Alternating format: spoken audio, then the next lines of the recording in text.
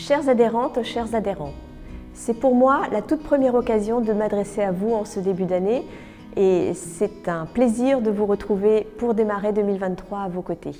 En 2022, nous, dirigeants d'entreprise, avons dû à nouveau être sur tous les fronts. Il a fallu construire avec nos équipes pour la deuxième année consécutive ce monde post-Covid qui nous a transformés et qui a bouleversé nos habitudes. Il a fallu réagir avec rapidité, avec vigueur à de nouveaux aléas. Je pense particulièrement au conflit russo-ukrainien qui met en tension notre environnement qui est déjà mis largement à l'épreuve. Et nous avons eu des difficultés d'approvisionnement, d'envolée des prix des matières premières dès le début de l'année. Je pense aussi à l'inflation que connaît notre pays et qui est déjà lourde de conséquences sur nos quotidiens.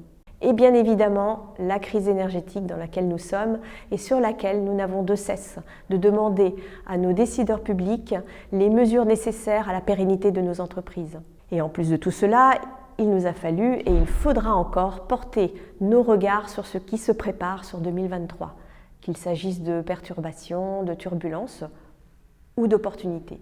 Alors parfois, dans la confusion, face à la multiplication des enjeux, face à l'ampleur de la tâche, nous avons pu nous sentir peut-être un peu isolés. Et c'est dans ces moments-là que le collectif que nous sommes, nous l'Alliance 7, prend tout son sens. Nous avons à cœur de développer avec vous un collectif vivant, chaleureux, agile et toujours pertinent face aux défis que nous devons relever. En 2023, je veux que notre collectif puisse aider chacun et chacune d'entre vous à préparer au mieux demain et après-demain. Nous devons nous préparer à réagir efficacement et sereinement au changement, à soutenir l'innovation et la création de valeur, mais surtout à porter haut les couleurs de nos métiers. Alors je souhaite que tout adhérent puisse trouver dans notre fédération à n'importe quel moment, n'importe quand dans l'année, un espace d'échange et de solidarité. Et c'est d'ailleurs tout l'objet de toutes nos instances comme le conseil d'administration, les groupes de travail, les commissions, les webinaires auxquels vous participez.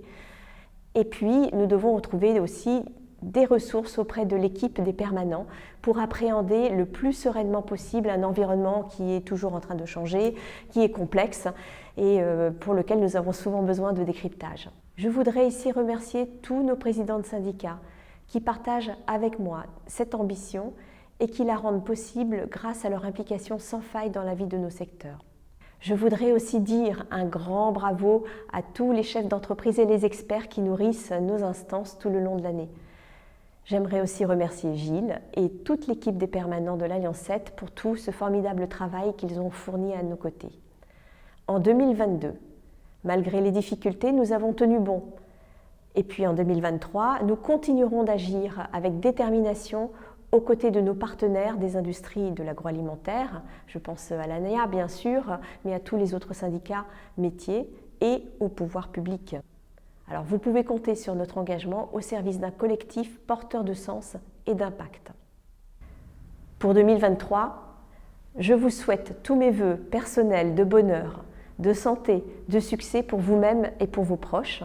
Et pour 2023, je vous souhaite tous mes vœux professionnels à toutes vos entreprises, beaucoup de dynamisme, d'enthousiasme, de performance et aussi, et surtout, le plaisir d'être ensemble.